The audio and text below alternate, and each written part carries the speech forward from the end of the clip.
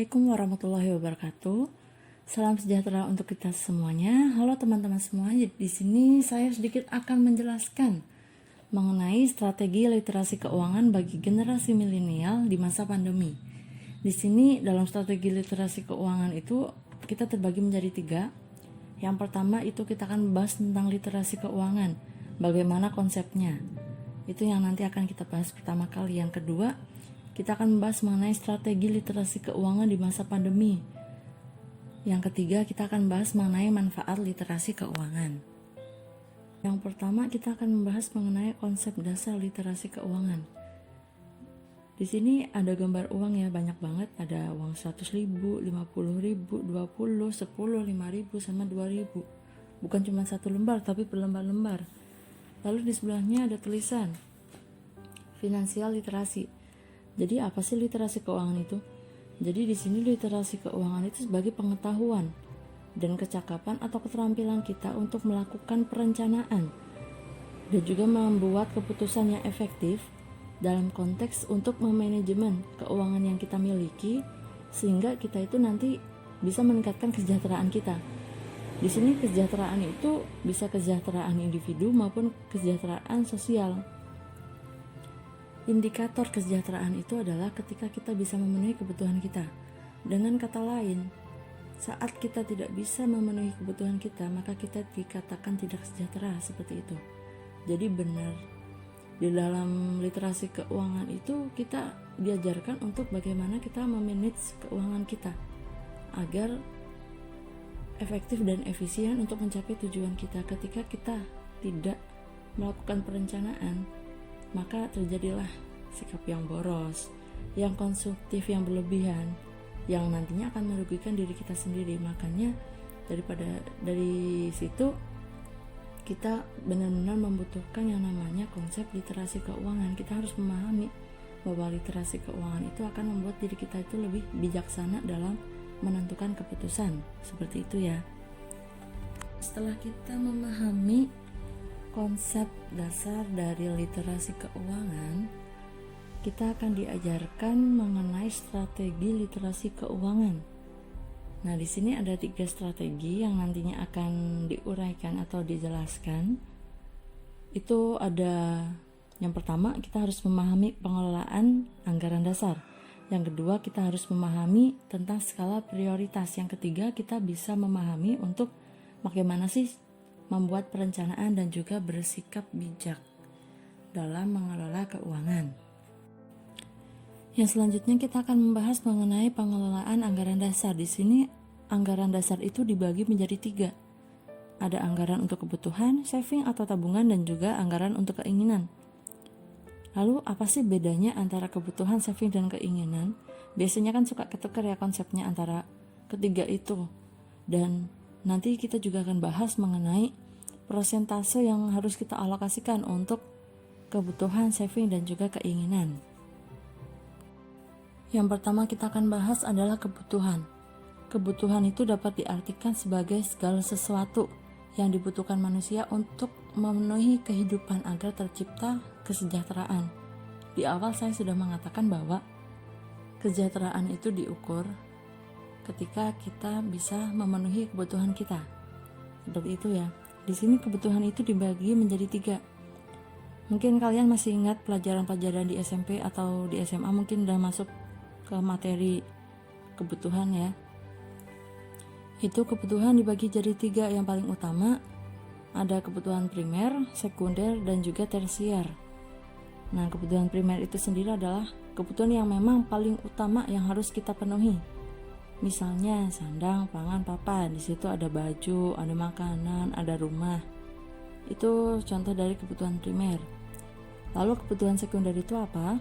Kebutuhan sekunder itu adalah kebutuhan yang pemenuhannya dapat dilakukan setelah kebutuhan primer itu terpenuhi. Misalnya kalian udah beli rumah, terus kalian mau beli TV, mesin cuci, lalu mau beli handphone, kamera, beli AC, printer, laptop, lalu kalian mau beli motor. Nah, itu termasuk ke dalam kebutuhan sekunder. Jadi pemenuhannya itu yang kedua setelah kebutuhan primer. Lalu yang selanjutnya itu ada kebutuhan tersier. Jadi kebutuhan tersier itu adalah suatu kebutuhan yang memang digunakan hanya sebagai prestis saja atau menunjukkan suatu nilai prestis ya di dalam masyarakat. Misalnya kita kayak beli barang-barang branded, terus beli mobil yang bagus, misalnya kayak Lamborghini gitu ya. Itu termasuk dalam kebutuhan tersier. Jadi pemenuhannya itu hanya sebagai prestis atau menunjukkan nilai saja di dalam masyarakat, seperti itu. Jadi memang kita harus memahami terlebih dahulu bagaimana konsep kebutuhan, karena kadang-kadang itu suka ketukar antara kebutuhan dan juga keinginan. Nah, nanti keinginan akan kita bahas di slide-slide yang berikutnya. Lalu ada pertanyaan nih, berapa yang harus kita alokasikan dari pendapatan atau keuangan kita untuk memenuhi kebutuhan? Nah, di sini alokasi yang kita gunakan untuk memenuhi kebutuhan kita sebanyak 65% dari pendapatan yang kita peroleh. Pendapatan itu bukan berarti uang yang dari kita kerja, itu bukan, tetapi juga bisa dari uang saku, kita dikasih orang tua uang saku. Nah, itu 65%-nya kita gunakan untuk kebutuhan kita, dimana dari 65% itu sudah termasuk ke dalam kebutuhan primer dan juga kebutuhan sekunder. Yang kedua, kita akan membahas mengenai saving atau yang kita kenal dengan istilah tabungan, yaitu bagian dari keuangan yang memang tidak kita belanjakan atau tidak kita keluarkan, tetapi kita simpan dalam bentuk uang cash, giro, cek, rekening tabungan, dan lain sebagainya. Kalau pada masa sekarang ini banyak sekali tabungan-tabungan itu disimpan dalam bentuk rekening tabungan, bukan cash, karena berdasarkan tingkat keamanannya ya lebih aman ketika kita menabung di bank daripada kita menabung dalam bentuk uang cash, karena itu rawan pencurian, seperti itu ya. Di sini tabungan itu memang kita perlu alokasikan atau kita disiplinkan sejak dini atau sejak sekarang ini, karena sifatnya itu bisa untuk memenuhi kebutuhan kita dalam jangka panjang maupun kebutuhan dalam jangka pendek yang benar-benar mendesak, yang mana alokasi dari saving atau tabungan yang bisa kita anggarkan dari keuangan kita itu sebesar 30% dari uang yang kita terima, entah itu dari uang saku, dari pendapatan hasil kerja, atau pendapatan yang lainnya, itu sebesar 30%. Lalu yang ketiga, kita akan membahas mengenai keinginan. Nah, di sini kadang-kadang kita sulit banget nih membedakan apa sih itu keinginan, kebutuhan yang seperti apa. Jadi memang antara keinginan dan kebutuhan itu biasa tertukar konsepnya, yang mana sebenarnya kalau misalnya kita udah memahami konsep dan kita melakukan atau mengimplementasikannya dalam kehidupan sehari-hari, pasti kita bisa membedakan. Tetapi memang sangat sulit sih untuk membedakan mana keinginan, mana kebutuhan. Jadi keinginan itu secara teori ya, itu bisa dikatakan sebagai sesuatu yang ingin kita penuhi. Digarisbawahi, keinginan itu yang ingin kita penuhi. Jadi ketika tidak terpenuhi pun, maka tidak akan berdampak apa-apa bagi suatu individu itu. Dan biasanya keinginan dan kebutuhan itu tertukar. Sebenarnya kita itu kadang menganggarkan atau memiliki keinginan untuk beli ini, beli itu. Itu kita kadang-kadang mengatakan, kayaknya aku butuh ini deh, aku butuh itu deh. Padahal itu bukan kebutuhan yang kita kebutuhan yang harus kita penuhi atau kebutuhan yang kita inginkan, tetapi itu hanya sebatas keinginan kita saja, bukan kebutuhan, tetapi hanya keinginan kita semata saja. Misalnya kita pergi ke toko nih, misalnya buat yang cewek-cewek nih biasanya kesana tujuannya untuk beli makanan misalnya. tetapi nanti perginya ke bagian make up. Terus kita punya pemikiran bahwa kayaknya aku butuh cleanser deh, aku butuh serum deh.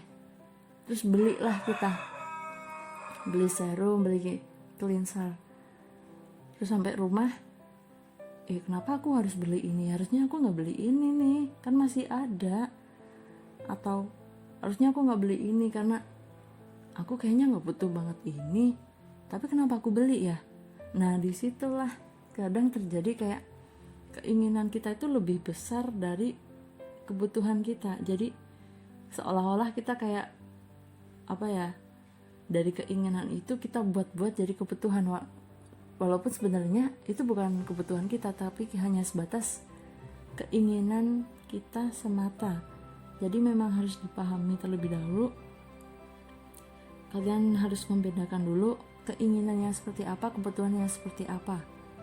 Dan nanti kita juga akan membahas mengenai bagaimana cara kita membedakan keinginan dan kebutuhan dengan menggunakan apa? Dengan menggunakan skala prioritas. Nanti yang skala prioritas akan kita bahas di slide yang selanjutnya. Kita selesaikan dulu yang tentang keinginan. Jadi kita sudah mengerti nih, memahami konsep keinginan ya. Dan dasarkan contoh nyata yang sangat simpel. Dan besarnya persentase yang memang kita alokasikan untuk keinginan itu adalah 5%. Jadi ingat, kalau kebutuhan itu 65%, kalau keinginan itu 5%. Jangan sampai ketukar antara keinginan dan kebutuhan. Lalu kita masuk ke strategi yang kedua, yaitu skala prioritas. Di sini skala prioritas itu sebagai urutan penyusunan kebutuhan yang harus dipenuhi, yang memang diurutkan berdasarkan kebutuhan primer, kebutuhan sekunder, dan juga kebutuhan tersier.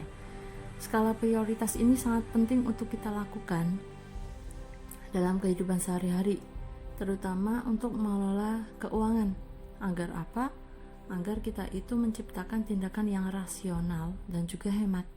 Kita menghindari tindakan-tindakan yang boros, konsumtif, dan tidak penting. Kadang-kadang kita bertindak konsumtif, tindak boros itu tidak kerasa, tapi kita menyesalnya ketika keuangan kita itu habis untuk hal-hal yang tidak penting. Itu kadang-kadang menyesalnya di situ. Jadi di sini skala prioritas itu membantu kita untuk bertindak lebih bijaksana dengan memilih mana sih yang kita butuhkan saat ini dan mana kebutuhan yang pemenuhannya itu bisa kita tunda atau kita bisa lakukan di waktu yang selanjutnya. Seperti itu ya. Jadi skala prioritas itu memang harus kita lakukan ketika kita sudah menerima uang. Biasanya kita ketika sudah menerima uang atau kita belum menerima uang pun, kita harus melakukan tindakan menyusun skala prioritas.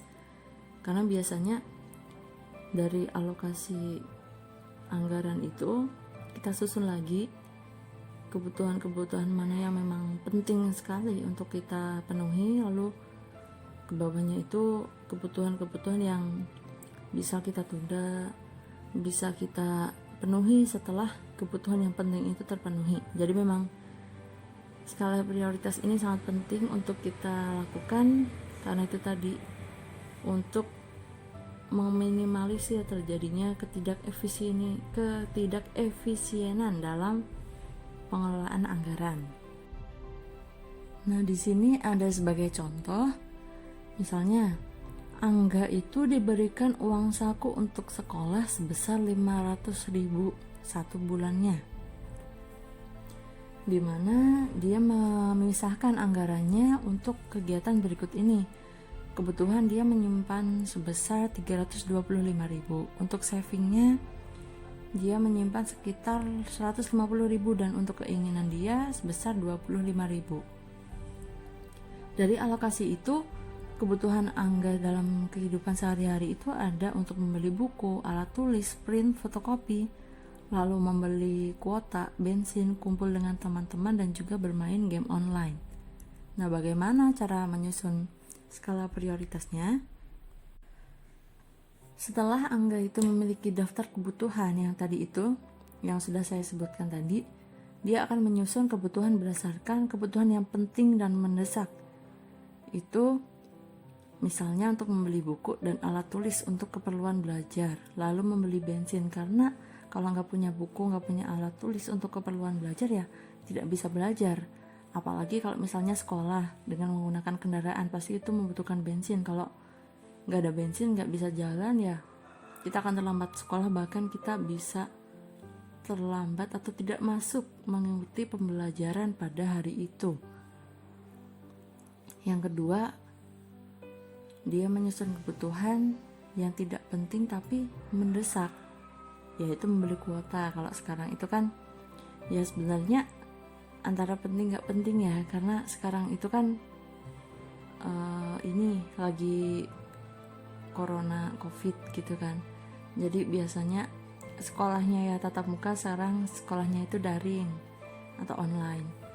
Nah itu sebenarnya kuota itu awalnya itu menjadi hal yang belum penting sekali, tetapi memang kebutuhannya itu mendesak. Karena apa? Karena kalau sekarang kita nggak punya kuota, kita nggak punya nilai. Jadi karena kita nggak punya kuota ya kita nggak bisa mengikuti pelajaran lah, kita istilahnya kayak nggak absen, kita nggak mengumpulkan tugas, nggak mengikuti pelajaran, dan itu nilai kita benar-benar kosong.